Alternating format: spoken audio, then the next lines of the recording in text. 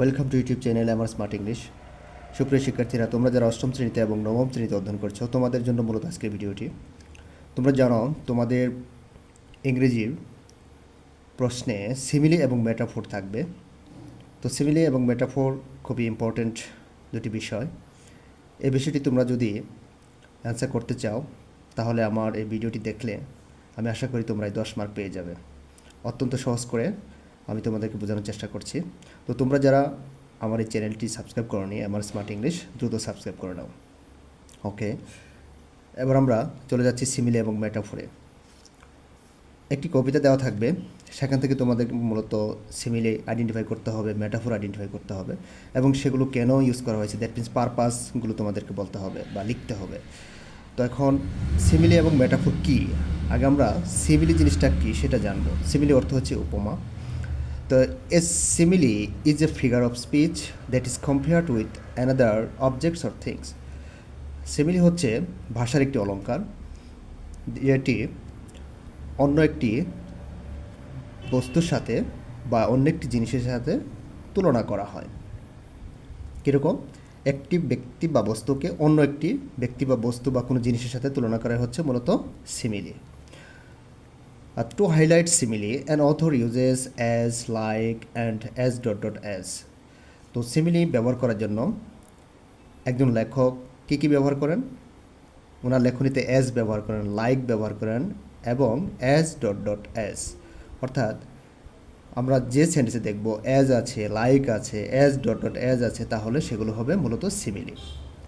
আমরা উদাহরণ লক্ষ্য করি। সাসেস, যেমন 1 number, as a cloud, I wandered lonely as a cloud. আমি মেঘের মতো ঘুরে বেড়াচ্ছিলাম। তাহলে মেঘের মতো, এখানে অ্যাজ ব্যবহার করা হয়েছে, মেঘের সাথে তুলনা করা হয়েছে, এখানে হচ্ছে এটি একটি সিমিলি। আরেকটি এক্সাম্পল আমরা খেয়াল করি। You look like a poet, তোমাকে দেখতে কবির মতো লাগে। তাহলে তোমাকে কবির সাথে তুলনা করা হলো, এখানে লাইক ব্যবহার করা হয়েছে, এটি একটি simile. Number 3, as brave as a lion. তো he is as brave as a lion, সে সিংহের মতো সাহসী। সে হচ্ছে একজন ব্যক্তি, অন্য একটি প্রাণীর সাথে তুলনা করা হলো, লায়নের সাথে তুলনা করা হলো, এটি হচ্ছে সিমিলি। এবার আমরা জানবো মেটাফোর। মেটাফোর অর্থ হচ্ছে রূপক। Metaphor is a figure of speech that is compared with another object or things directly. তো মেটাফোর হচ্ছে ভাষার একটি অলঙ্কার, যেটি কোনো ব্যক্তি বা বস্তুকে অন্য একটি বস্তু বা প্রাণীর সাথে সরাসরি তুলনা করা হয়। যেমন, mother said to her daughter, you are my moon little girl. মা তার মেয়েকে বলছেন যে you are my moon little girl, ছোট্ট মেয়ে তুমি হচ্ছে আমার চাঁদ। এখানে মেয়েটাকে চাঁদের সাথে কম্পেয়ার করা হলো, সরাসরি ডিরেক্টলি তুলনা করার কারণে এটি হচ্ছে মেটাফোর। আরেকটি এক্সাম্পল খেয়াল করি। লাইফ ইজ এ জার্নি, জীবন হলো একটি ভ্রমণ। এখানে জীবনকে ভ্রমণের সাথে তুলনা করা হয়েছে, এটি একটি metaphor. Simile and metaphor are used in language to make more interesting, creative, and help better understand any complex matter or ideas. তো আসলে কোনো জটিল বিষয়টাকে আরও মজার এবং সৃজনশীল করে তোলার জন্য, ভালোভাবে বোঝার জন্যই মূলত ভাষায় এই সিমিলি এবং মেটাফোর ব্যবহার করা হয়। এবার আমরা চলে যাচ্ছি কবিতায়। একটি কবিতা থেকে, পয়েমস থেকে কী করে আমরা কীভাবে সিমিলি মেটাফোর আইডেন্টিফাই করব সেটা জানবো। কবিতাটি পড়ছি আমি প্রথমে। True royalty by Rudyard Kipling's. There was never a queen like Bilkis. বিলকিসের মতো কোনো রানী ছিল না। From here to the wide world's end, এখন থেকে বিশ্বের শুরু পর্যন্ত বা শেষ পর্যন্ত মধ্যে যত কিছু আছে, এর মধ্যে এই বিলকিসের মতো কোনো রানী ছিল না। But Bilkis talk to a butterfly, কিন্তু বিলকিস বাটারফ্লাই মানে প্রজাপতির সাথে কথা বলতেন। As you would talk to a friend, যেভাবে তুমি একজন বন্ধুর সাথে কথা বলো। There was never a king like Solomon. সুলেমানের মতো কোনো রাজা ছিল না। Not since the world began, এই বিশ্ব শুরু থেকে আজ পর্যন্তও কোনো এরকম রাজা ছিল না। But Suleman talk to a butterfly, কিন্তু সুলেমানও এই প্রজাপতির সাথে কথা বলতেন। অ্যাজ আ ম্যান ও টক টু এ ম্যান, ঠিক যেভাবে একজন মানুষ অন্য একটি মানুষের সাথে কথা বলে। She was queen of Sabia, এখানে বিলকিসের কথা বলা হয়েছে, তিনি ছিলেন সাবিয়ার রানী।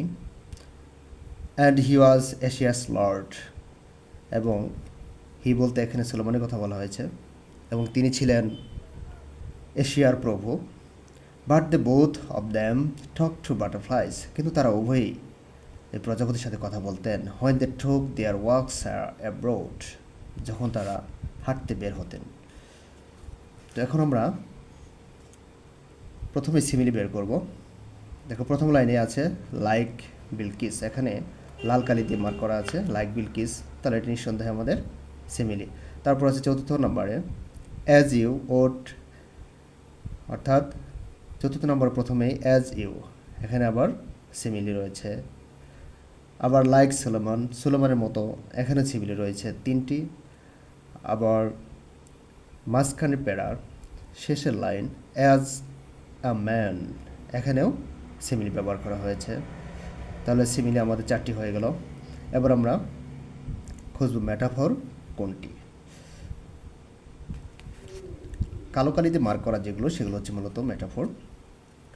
যে টক টু এ বাটারফ্লাই, এখানে বাটারফ্লাই, প্রজাপতির সাথে মানুষ কথা বলতে পারে না, বাটারফ্লাই হচ্ছে মেটাফর।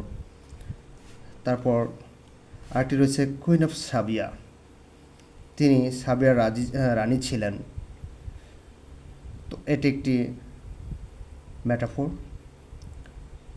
এশিয়াস লর্ড, এটি একটি মেটাফর। তাহলে আমরা 3টি মেটাফর পেয়ে গেলাম। এবার প্রশ্নে কিভাবে থাকবে, তাহলে এগুলো আইডেন্টিফাই করার পর আমাদের কেন পারপাস, অর্থাৎ কেন ইউজ করা হয়েছে এই সিমিলো বা মেটাফরগুলো। ভিডিও বড় হয়ে যাচ্ছে, এই জন্য আমি একটি এক্সাম্পল দিচ্ছি তোমাদের। যে লাইক বিলকিস, এখানে এটি বলার কারণ হচ্ছে যে this simile is use to express the modesty of mankind. Modesty মানে হচ্ছে নম্রতা, ভদ্রতা। তো মানব জাতির নম্রতা, ভদ্রতা ও শালীনতাকে প্রকাশ করতে লাইক বিলকিস সিমিলিটি ব্যবহার করা হয়েছে। Thanks for watching this video.